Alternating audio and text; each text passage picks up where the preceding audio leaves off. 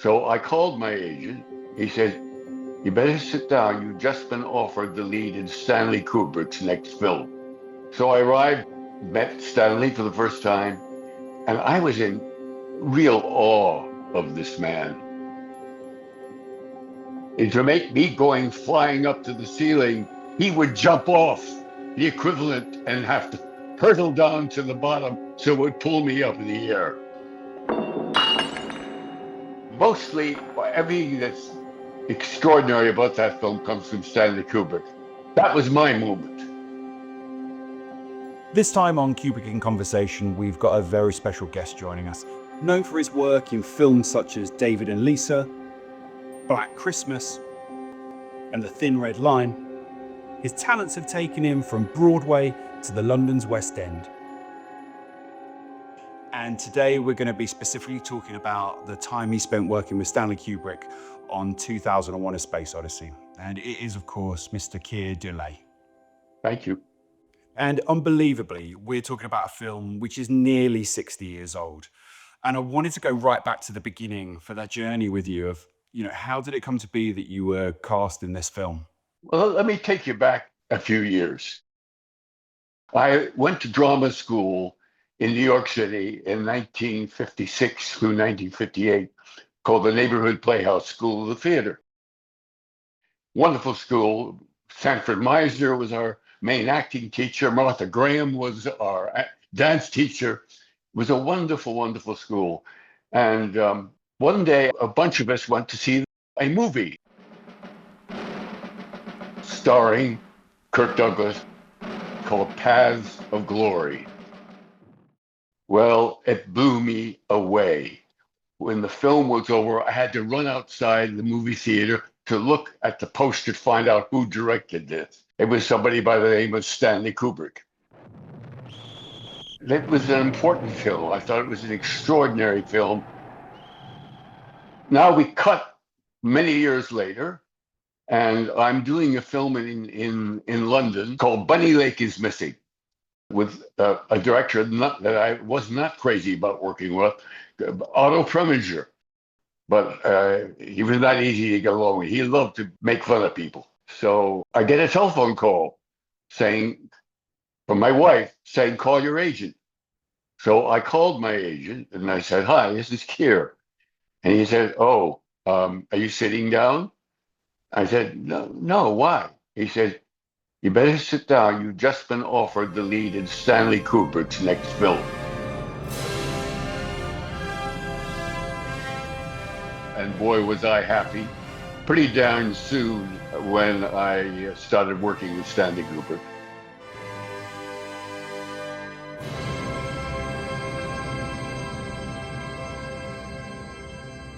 So I arrived to met Stanley for the first time, and I was in real awe of this man. He kind of sensed it. So he took me aside.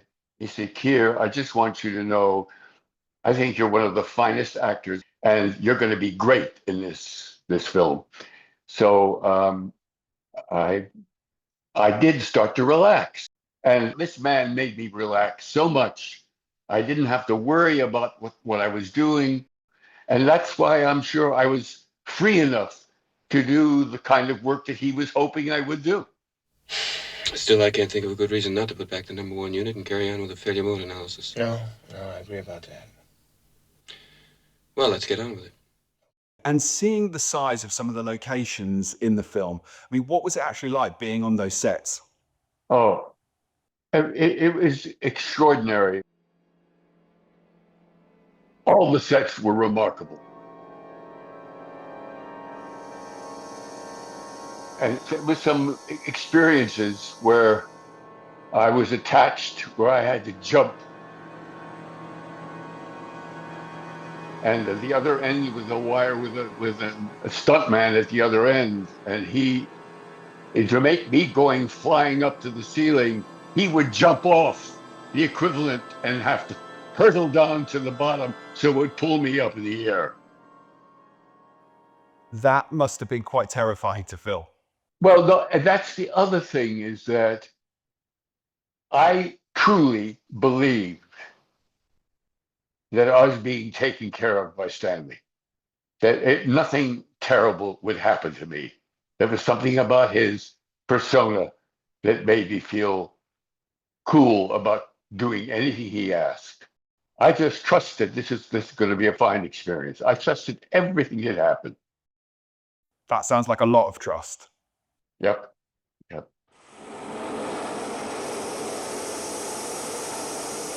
So aside from Dr. Frank Poole, who was played by Gary Lockwood in the film, your other main co-star really is the ship's computer, HAL 9000. Good evening, Dave. How you doing, Hal? Everything's running smoothly, and you? Oh, not too bad. I've heard that Stanley was originally considering using either Nigel Davenport or Martin Balsam to be the voice for Hal, but he obviously ended up using the Canadian actor Douglas Rain. But I wanted to ask, what was it like when you were on the set doing a voice back and forth with Hal? Well, Hal, I'm damned if I can find anything wrong with it. Yes. It's puzzling. The two actors that you mentioned, Stanley didn't think they were quite right. So not to take up time and worry about it, since it was going to be a voiceover, he turned to his assistant director, Derek Cracknell, to do the voice of Hal. So the voice of Hal for me was something, I can't do that at all. Not at all. Sort of the Cockney accent, you know? Oh, I don't know, Dave. That's the way it goes. That sounds like a Michael Caine version of Hal. Well, that's what it was like. Open the pod bay doors, Hal. I'm sorry, Dave. I'm afraid I can't do that. This is not a film that has a lot of dialogue. So, in fact, I'll give you an example of the only words that I still remember, which was not used by Stanley in the ultimate cutting of the film. But it was difficult to memorize because it was technological gobbledygook from my point of view. It's a communication with mission control. And this is how it went. Mission control, this is X-ray Delta 1. At 1920 on board full prediction center on our 9000 computer showed Alpha Echo 35 unit is possible failure within 48 hours. Request check your in-ship system simulator. Also confirm your approval upon our plan to go EVA and replace Alpha Echo 35 unit prior to failure. Mission control, this is X-ray Delta 1, transmission concluded. And it was never used in the film. Stanley never felt the need to use it. That's incredible that it's, still locked in there. Yeah. Well, it was so difficult to memorize. I didn't have any problem with any of the other dialogue. Well, there wasn't a lot of other dialogue in general.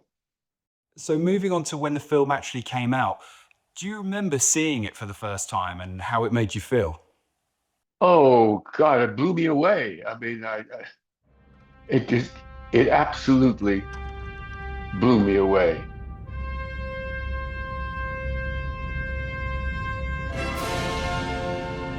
I didn't realize that I was a part of something that was quite thrilling the way it turned out to be.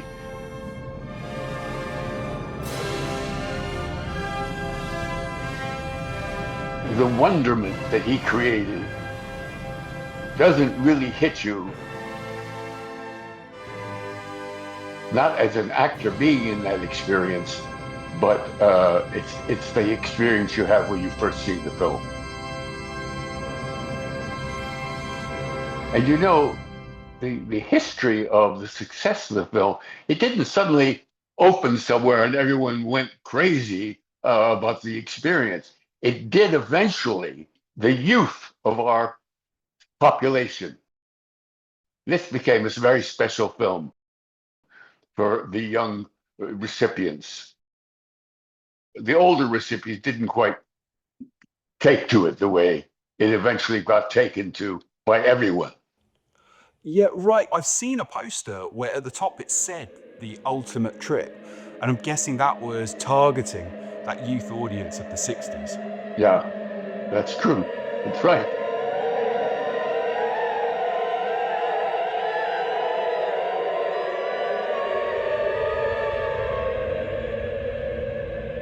talking about the ultimate trip. You know, once your character has gone through the Stargate in the film, and we next see him and he's in this apartment location, which is a mix of different architecture. How was that to film? I just remember that it was a very unusual set, and a lot of that scene was filmed through the floor. The floor was translucent, and a light came up right where your feet were for that. I mean, they had other kinds of lighting, but it was a very unique scene. And of course, I had to go through a lot of different makeups, some long-term makeups, in order to be there almost to my death in the film. One of my favorite moments in that sequence, maybe even the whole film, is where you're sat at the table and you knock the glass onto the floor. Yeah.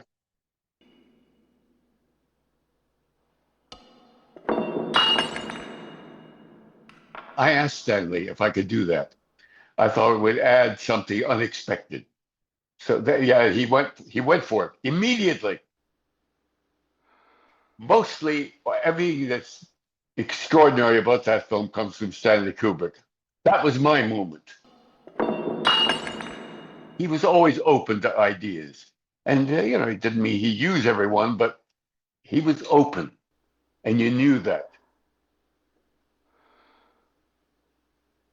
There's something about 2001 where there are endless questions about different meanings from the film, whether that is the Star Child or the monolith. But then you find that in some of other Stanley's films, for instance, The Shining, or you could say Eyes Wide Shut. They both have elements that leave the audience guessing the meaning. But I think that's something which is, special and unique about Stanley's films. Yeah, I think that's a good answer, and I think it's like all good thoughts in this lifetime that we have. Those thoughts and experiences that we've had in our lives that mean something are unique to the experience, and I think that is certainly true of 2001: Space Odyssey. Working with Stanley made me feel that I could work with anyone. He's the kind of director that you're willing to take chances, that you're willing to try things maybe that you don't try so easily with other people. I never felt he was going to get mad at me if I tried something, and I was just aware of my allegiance to this man. He had a way of expressing visually that just touched everyone in a very special way.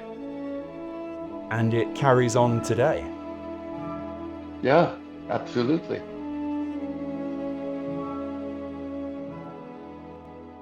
Keir, thank you so much for your time today. It's been a genuine pleasure chatting with you. My pleasure. Thank you.